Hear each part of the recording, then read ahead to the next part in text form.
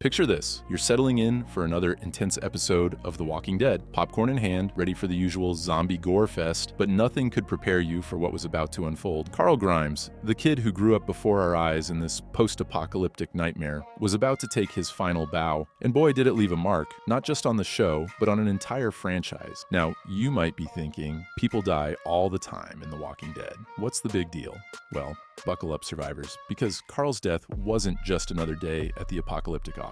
It was like watching the show shoot itself in the foot with Daryl's crossbow. In this video, we're diving deep into the aftermath of Carl's shocking demise. We'll explore how this one decision sent shockwaves through not just one, but two shows, leaving a trail of disappointed fans and plummeting ratings in its wake, from missed storylines to fan backlash. From the comic book's original vision to the TV show's risky gamble, we're covering it all. And trust me, it's a wilder ride than one of Rick's unhinged plans. So, grab your sheriff's hat and your best zombie-killing weapon. We're about to unravel how Carl Grimes' death became the bite that infected the entire Walking Dead universe. Are you ready to see how deep this walker-infested rabbit hole goes? Let's face it, folks. In a world overrun by the undead, Carl Grimes wasn't just another kid trying to survive. He was the future personified. This pint-sized survivor grew from a wide-eyed boy hiding behind his dad's leg to a one-eyed, gunslinging, pudding-eating badass right before our eyes. But Carl's importance went far beyond his impressive ability to rock an eye patch. He was the moral compass in a world where morality was as rare as a working vending machine.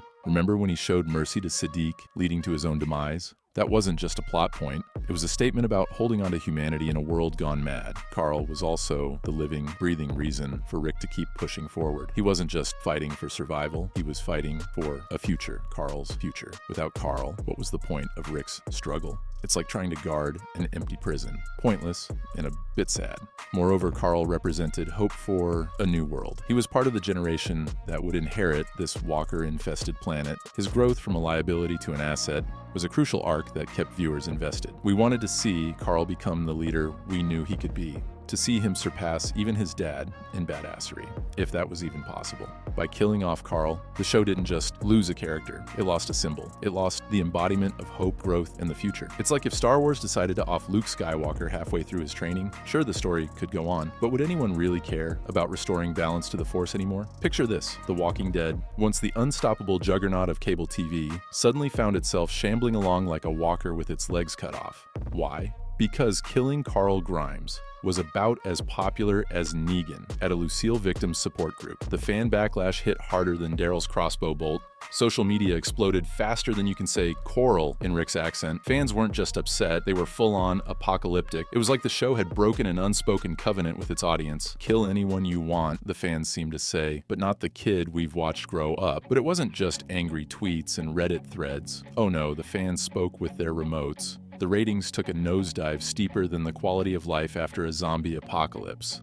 Let's break down the numbers and brace yourselves, because they're more shocking than finding a walker in your shower. Before Carl's death, in the Season 8 mid-season finale, the show was pulling in a respectable 7.9 million viewers. Not too shabby, right? But then came the mid-season premiere, the episode where we had to say goodbye to our one-eyed wonder boy. Boom! Viewership dropped to 6.8 million. That's over 1 million people who decided they'd rather watch paint dry than see a world without Carl. By the time Season 9 rolled around, the premiere could only muster 6.1 million viewers. In the Season 9 finale, a mere 5 million stuck around. Ouch. That's a drop more dramatic than Eugene's mullet in a strong wind. The show that once boasted a record-breaking 17.3 million viewers was now struggling to keep half of that. It's like watching a herd of walkers slowly dwindle. Sure, there are still some around, but it's not nearly as scary anymore. This wasn't just a temporary dip either. It was the beginning of a downward spiral that the show struggled to recover from.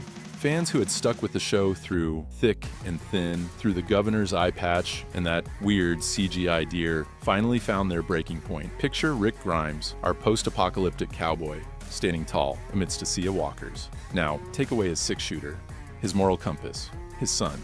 That's what Carl's death did to Rick's character arc.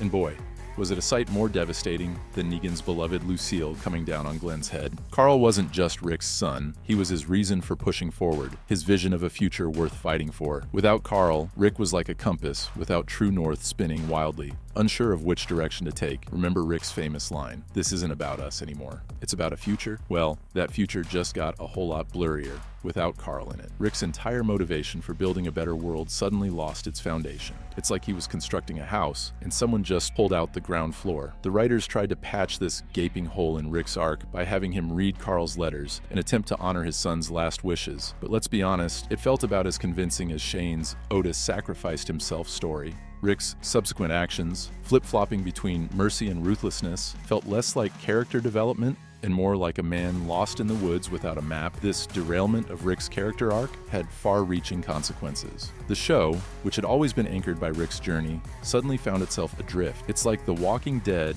had become The Wandering Aimlessly Dead. The impact was so severe that the writers seemed to struggle with what to do with Rick. Should he be the ruthless leader, the compassionate visionary, the grieving father? In trying to be all of these, he ended up being none of them convincingly. It's like watching a walker try to decide which limb to eat first, messy and ultimately unsatisfying. Ultimately, this led to Andrew Lincoln's decision to leave the show, a blow that hit harder than a walker bite to the jugular. Rick Grimes, the heart and soul of The Walking Dead, was written off in a way that left more questions than answers, much like Carl's death itself. You know how in zombie movies, one infected person can bring down an entire city? Well, the death of Carl Grimes was like that for the Walking Dead franchise. Except instead of zombies, it was bad writing decisions spreading faster than a walker virus. Let's set the scene. Fear, The Walking Dead, the spin-off that was supposed to be the cool, younger sibling of The Walking Dead, was trucking along, doing its own thing. It had its own characters, its own storylines, and its own identity. Then, faster than you can say Coral, everything changed. With the main show floundering after Carl's death and Rick's departure, the bigwigs at AMC decided to pull a classic TV move, the crossover. Enter Morgan Jones, stage left, crossing over from The Walking Dead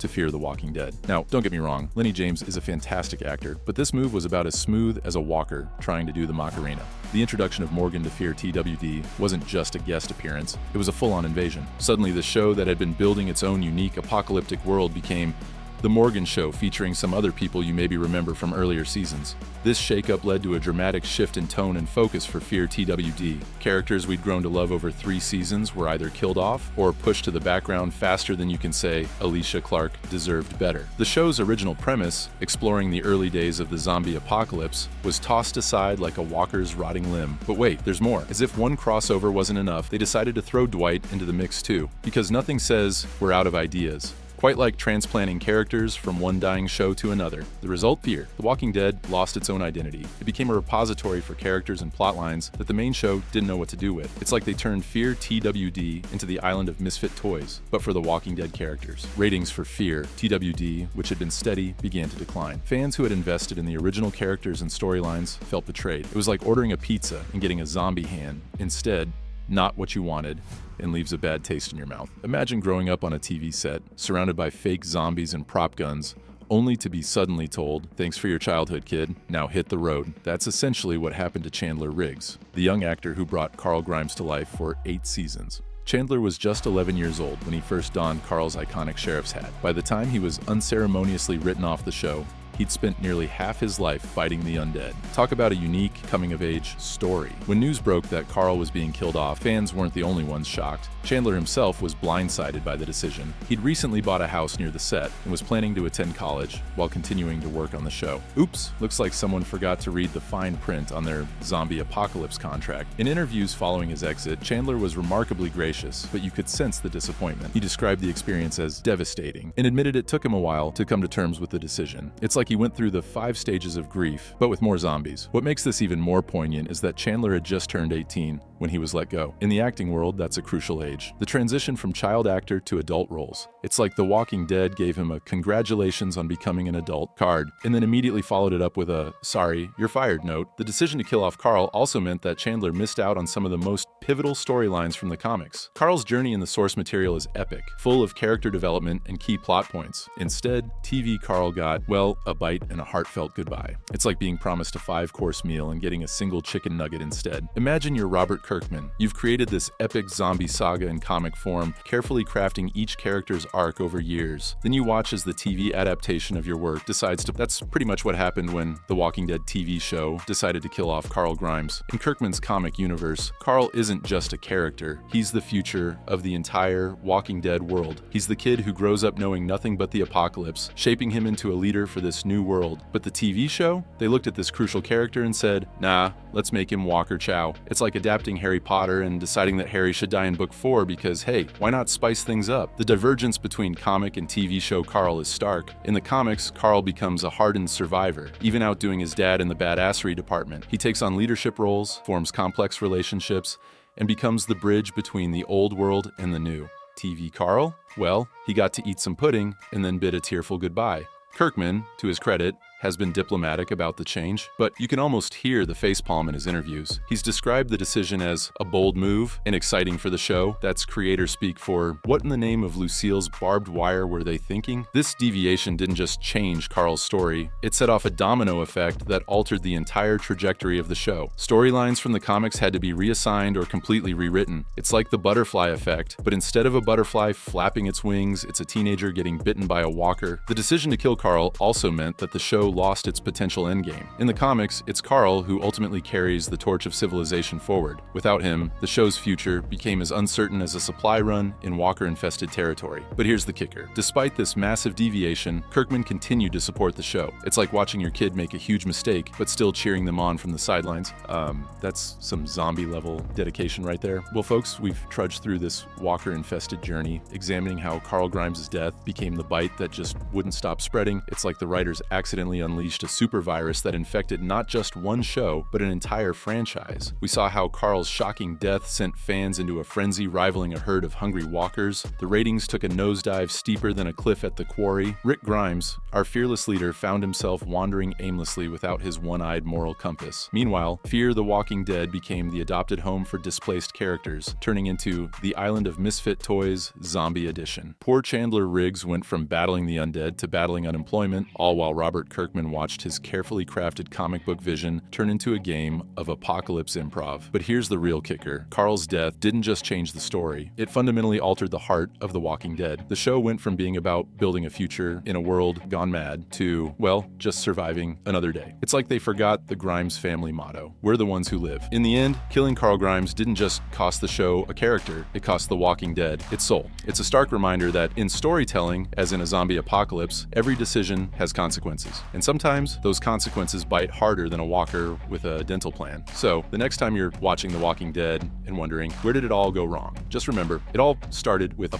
bite that, unlike the zombies in the show, the franchise just can't seem to shake off. This has been how Carl Grimes' death killed 2 shows. Remember, in the world of TV, as in the world of walkers, aim for the head and always check under the dumpster. Until next time, survivors.